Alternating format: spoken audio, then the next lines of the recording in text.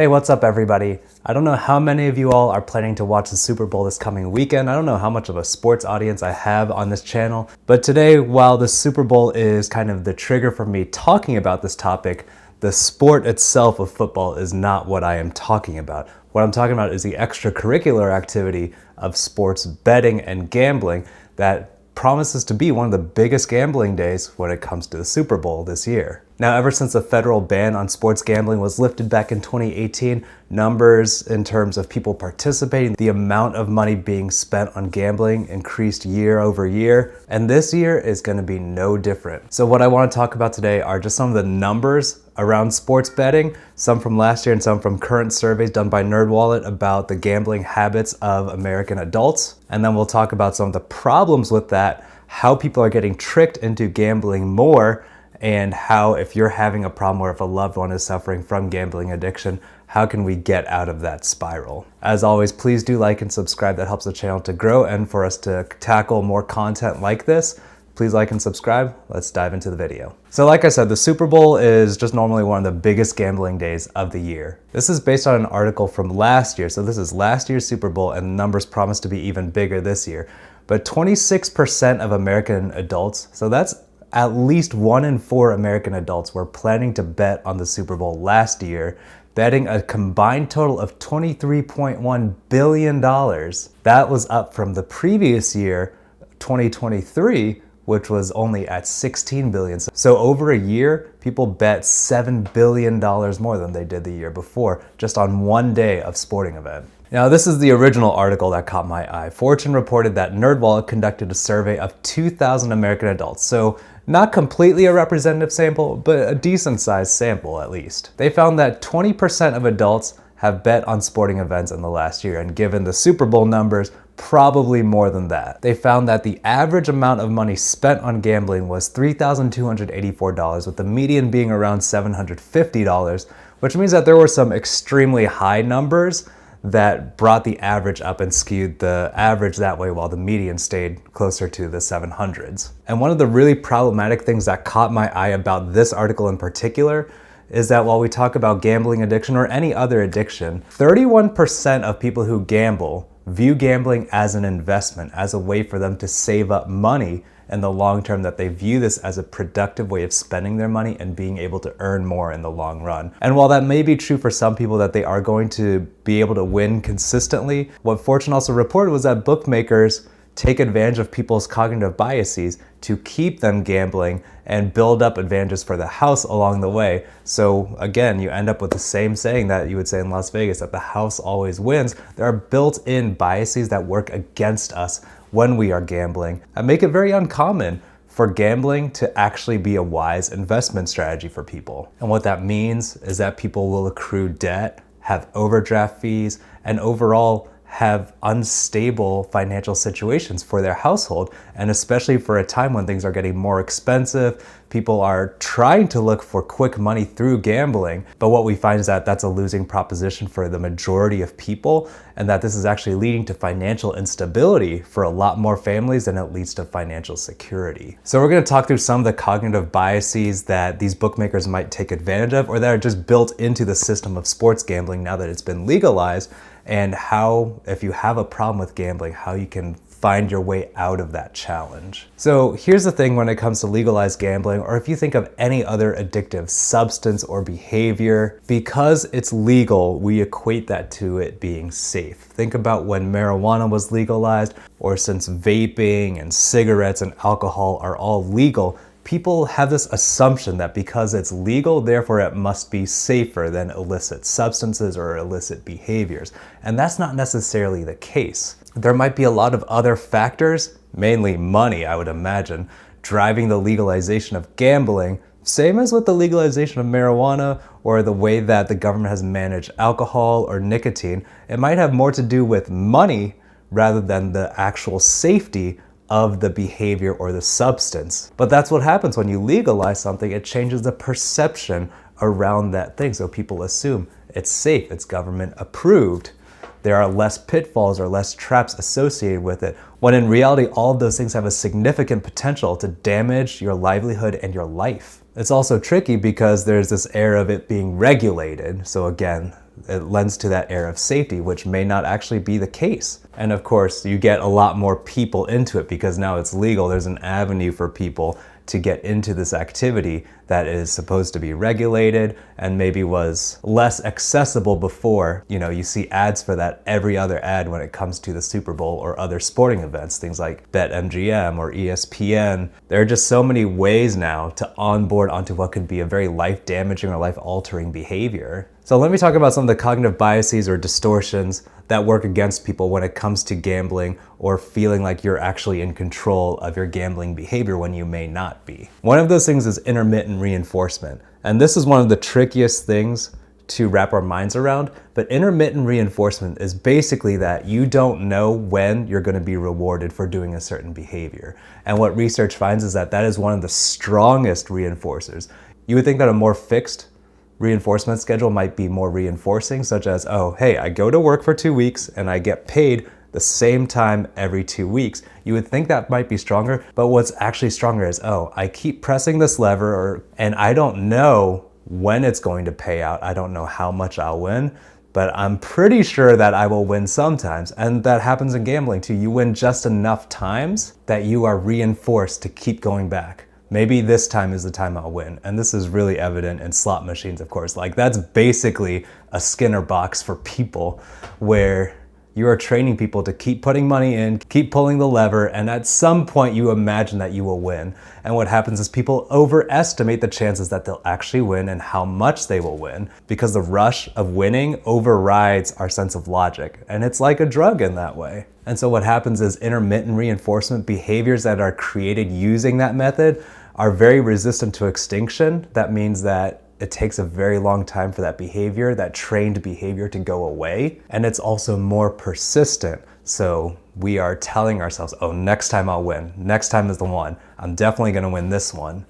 And so it becomes very self-reinforcing even if you don't win for a very long time. I also talked about how we overestimate our ability to win. That happens a lot of times because sports, by its very nature, is prone to a lot of superstition, a lot of guesswork, and a lot of just personal feelings. If you could trust someone to be completely analytical about their sports gambling, then that might be the case. But then you throw in things like loyalty to your home team, feeling like a player is going to break out. And I know this firsthand from having my fantasy season, that if I had just gone with the numbers and removed the players' faces from my decision making when building my team, I probably would have done a lot better than based on thinking, oh, well, you know, this player's lined up to have a big game, or this player's not going to do well against that team. So these impressions that we have when it comes to sports and thinking we know how it's going to play out work against us when it comes to making decisions with our money when it comes to gambling. And then of course you also have things like sunk cost fallacy. If I've already put in so much money into gambling, then I feel like I need to win it back to make it worth it. And then also just thinking that it is an investment, that, okay, well, if I just keep putting money into it, then eventually it'll pay out. But that's not the case. You're never guaranteed that when it comes to gambling. So I want to talk about some of the potential signs of addiction. Just because you gamble does not mean that you're addicted. What I'll say is that there are a lot of mechanisms in place, just like when it comes to nicotine or alcohol or other addictive substances. There are mechanisms in place that make it more likely for the behavior to be addictive. But that doesn't mean that everyone who gambles is necessarily going to be addicted. So here are some of the signs that we might look for. The first might be a tolerance. Do you feel like you need to do more of that behavior in order to get the same enjoyment or the same high? And so when it comes to alcohol, that might mean that I need to drink more in one sitting in order to get the same kind of buzz that I would from one drink when I first started drinking. And the way this goes for gambling would be, maybe I need to place more bets, maybe I need to check more often, maybe I need to put more money in to feel the same kind of excitement. And those are all signs that I might be getting into an addictive cycle with gambling. I might also have cravings when I'm supposed to be doing or thinking about something else. Am I thinking about, oh, when I get home, I'm gonna place this bet, or do I have to pull out my phone every few minutes to place a bet or to check the status of the bets that I've placed?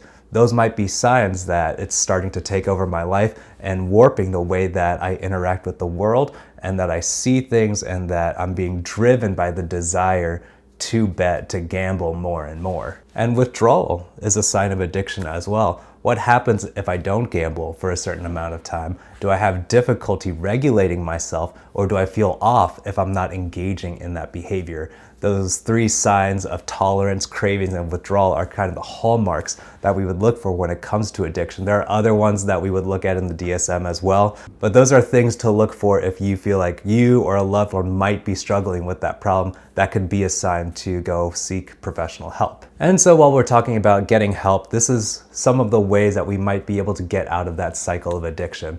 The first thing that is going to be super important, this is coming straight from like the AA handbook basically, is that you have to admit that you don't have power over that addiction. If you are really in an addicted state, then admitting a lack of control is going to be one of the most important things that you can do, because probably, especially when it comes to sports gambling, one of the factors that probably contributed to you getting into a very problematic cycle with it was that you felt like you had more control than you actually did. Oh, this one's a sure bet. Like, I know that this one's gonna pay out. Feeling like you can control the process when we already talked about that. Bookmakers are in it to make money.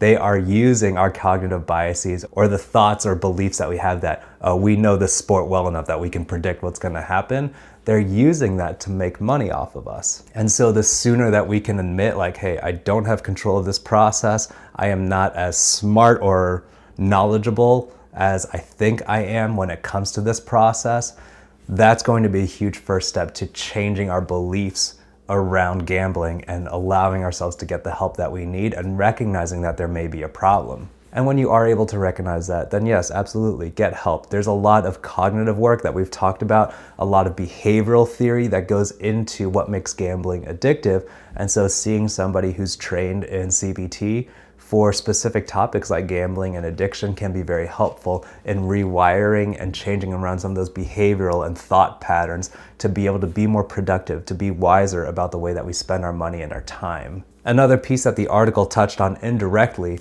is that we have to recognize the actual costs of gambling. And this is true for any addiction, honestly. But a lot of what I hear from my clients who are struggling with addiction, whether gambling or substance addiction or internet addiction, what happens is that they always start with, this is what it's doing for me. This is why it's good. It helps with my anxiety. It helps me to calm down. It helps me to sleep at night. You know, this is an investment for the future. This is giving me financial stability. And what we need to do is not just re-examine those claims. Is it actually helping with that? Or is it contributing to your financial stability? Is it contributing when you're withdrawing to your anxiety? Is it contributing to your inability to sleep? And so not only examining those positive claims about what you are addicted to, but also recognizing the real costs. Is it costing you relationships? Is it costing you peace of mind? Is it costing you your marriage, your ability to function at work? These are all things that we might not think of, but are definitely side effects of addiction because that thing becomes our main priority, because we believe that it's the only thing that can fix our problems. And so the sooner that we can expand our horizons to recognize what it's actually costing us to engage in this behavior, the sooner we would be willing to make changes and recognize that that thing is not as good as we have made it out to be in our own minds. So this is not a whole speech and presentation about like, don't gamble, don't do sports betting. I think there are a lot of fun ways that you can engage with that. It definitely makes games more exciting when you have something invested in it. I haven't done sports gambling myself, but I can see where the attraction comes from. But what I'll say is that it's important for us to recognize and own our assumptions about it. Do we think it's safer because now it's regulated, because it's legalized by the government? Do we think that we are smarter than we actually are? Do we think that we're more in control of things than we actually are? Do we think we can outthink the bookmakers who have dedicated their careers to making money off of this venue? And then also being able to recognize when things are getting problematic, when it's costing us more than we're actually making, when it may be contributing to the very financial instability that we're trying to fix by gambling. I think it's very attractive because it's marketed as a get-rich-quick option. There's also all these introductory offers saying like, hey, get your money back on the first bet if it doesn't pay out, or all these other offers where you get extra bonus bets. See it for what it is, where someone is saying, hey, the first one's free, and then they can start charging you when you're hooked. And I have some friends who have some strategies around their sports gambling where they'll say like they set aside a certain amount of money for the year that they're allowed to bet.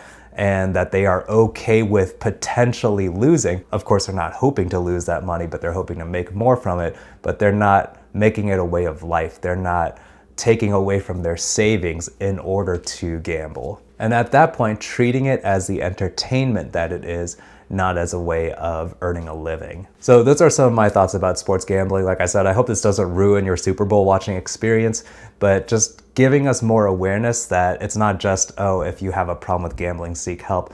There are certain signs that we have to look for and certain signs that we don't recognize until it's too late. And that's the point of this video, to help educate about that. And if you believe that you have a loved one or yourself who is struggling with that problem, how to get the help, how to find somebody who might be able to work with what you need for this problem. As always, I do welcome you all's feedback. What experiences have you had with a loved one struggling with gambling addiction or any other kind of addiction? And what was helpful for them in climbing out of that? Please let me know in the comments. Thank you all for watching this video. Please do like and subscribe. Again, help our channel to grow. Help us to tackle timely and important topics like this one, as we see it's inundated with the ads that we see, especially if you watch sports. So thank you for tuning in. I'll see you all next time.